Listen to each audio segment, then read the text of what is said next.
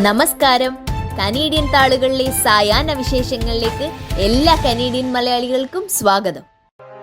Pilot സമരത്തിൽ സർക്കാർ ഇടപെടൽ ഉണ്ടാകണമെന്ന് എയർ കാനഡ. പ്രതിദിനം കുറഞ്ഞത് 1,10,000 യാത്രക്കാരുടെ യാത്രാ പദ്ധതികളെ തടസ്സപ്പെടുത്തുമെന്ന് കരുതപ്പെടുന്ന സമരം ഒരിക്കലും സംഭവിച്ചുകൂടെന്നും ഇരുപക്ഷത്തിനും യോജിച്ച ഒരു കരാറിലെത്താൻ കഴിയുന്നില്ലെങ്കിൽ ഫെഡറൽ സർക്കാർ സമരത്തിൽ ഇടപെടണമെന്നും എയർ കാനഡ സർക്കാരിനോട് അഭ്യർത്ഥിച്ചു. എയർ കാനഡയിലെ 5,200 പൈലറ്റുമാരെ പ്രതിനിധീകരിക്കുന്ന എയർലൈൻ പൈലറ്റ്സ് അസോസിയേഷനുമായുള്ള ചർച്ചയിൽ പുരോഗതി ഉണ്ടാകാതെ സമരമെന്ന മാർഗത്തിലേക്ക് കാര്യങ്ങൾ തിരിയുകയും ചെയ്താൽ ഉപഭോക്താക്കൾക്ക് ദീർഘകാല തടസ്സമുണ്ടാക്കുന്ന ഒന്നായി സമരം മാറുമെന്നും സർക്കാർ ഫലപ്രദമായി സമരത്തിൽ ഇടപെടണമെന്നും എയർ കാനഡയുടെ പ്രസിഡന്റ് മൈക്കൽ റൂസോ പ്രസ്താവനയിലൂടെ അറിയിച്ചു.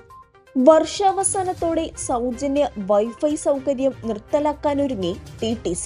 റോജേഴ്സ് കമ്മ്യൂണിക്കേഷൻസ് ഇൻകോർപ്പറേറ്റ് സബ്വേ നെറ്റ്വർക്കിലുടനീളം 5G സെല്ലുലാർ സേവനത്തിന്റെ ഇൻസ്റ്റാളേഷൻ തുടരുന്നതിനാലാണ് ഈ തീരുമാനം. എല്ലാ കാരിയറുകൾക്കുമായി 5G കണക്ടിവിറ്റി അവതരിപ്പിച്ചതിനു ശേഷം ട്രാൻസിറ്റ് ഏജൻസി ടിക് കണക്ട് വൈഫൈ സിസ്റ്റത്തിന്റെ ഉപയോഗത്തിൽ 65% ഇടിവ് രേഖപ്പെടുത്തിയതും കാനഡയിൽ അടുത്തിടെ ഉയർന്ന തീവ്രവാദ ഭീഷണിയും സുരക്ഷാ കാരണങ്ങളും ഈ തീരുമാനത്തിന് തങ്ങളെ പ്രേരിപ്പിച്ചതെന്ന് TTC വക്താവ് സ്റ്റുവർട്ട് ഗ്രീൻ പറഞ്ഞു. ടൊറന്റോ ഇന്റർനാഷണൽ ഫിലിം ഫെസ്റ്റിവലിൽ റഷ്യൻസ് അറ്റ് വാർ എന്ന സിനിമയുടെ വരാനിരിക്കുന്ന എല്ലാ പ്രദർശനങ്ങളും താൽക്കാലികമായി നിർത്തിവെക്കും. റഷ്യൻ കനേഡിയൻ ചലച്ചിത്ര നിർമ്മാതാവ് അനസ്താസിയ ട്രോഫിമോവയുടെ ഫസ്റ്റ് പേഴ്സൺ ഡോക്യുമെന്ററി ഉക്രൈനിയൻ ഉദ്യോഗസ്ഥരിൽ നിന്നും കമ്മ്യൂണിറ്റി ഗ്രൂപ്പുകളിൽ നിന്നും പ്രതിഷേധം ഉയർത്തിയ പശ്ചാത്തലത്തിലാണ് നിരോധനം.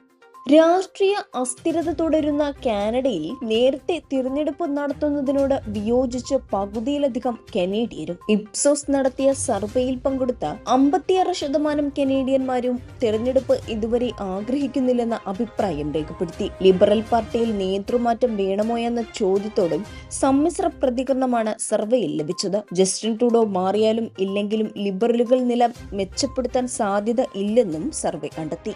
ഹാമിൽട്ടൺ സെമിത്തേരിയിൽ നിന്നും ആവിലായിലെ വിശുദ്ധ തെരേസയുടെ വെങ്കല പ്രതിമ മോഷ്ടിക്കപ്പെട്ടു. 2024 സെപ്റ്റംബർ 6 വെള്ളിയാഴ്ചയ്ക്കും 2024 സെപ്റ്റംബർ 9 തിങ്കളാഴ്ചയ്ക്കുമിടയിൽ ആൻകാസ്റ്ററിലെ 254 ഗാർണർ റോഡ് വെസ്റ്റിലുള്ള പുനരുദ്ധാന സെമിത്തേരിയിൽ നിന്നും ആവിലായിലെ സെന്റ് തെരേസയുടെ വെങ്കല പ്രതിമ മോഷണം പോയത്. പ്രതികൾക്കു വേണ്ടിയുള്ള അന്വേഷണം ഊർജിതമാക്കിയതായി ഹാമിൽട്ടൺ പോലീസ് അറിയിച്ചു.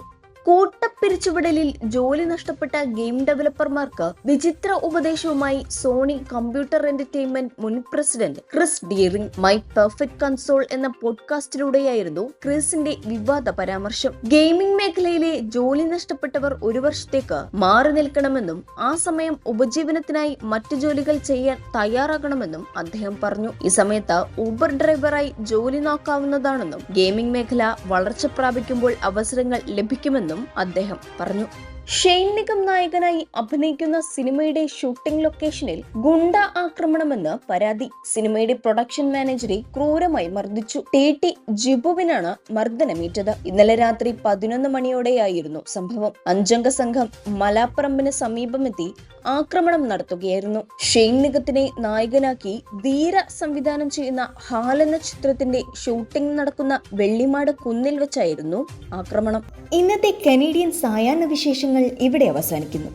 ഇത് നിങ്ങളിലേക്ക് എത്തിച്ചത് Polaris dental Brampton, Latha Menon barrister solicitor of Menon law professional corporation, കേരളക്കാരി house Mississauga, Gopinathan Ponmanadiyil Rudraksha gem expert, Roy George broker of records.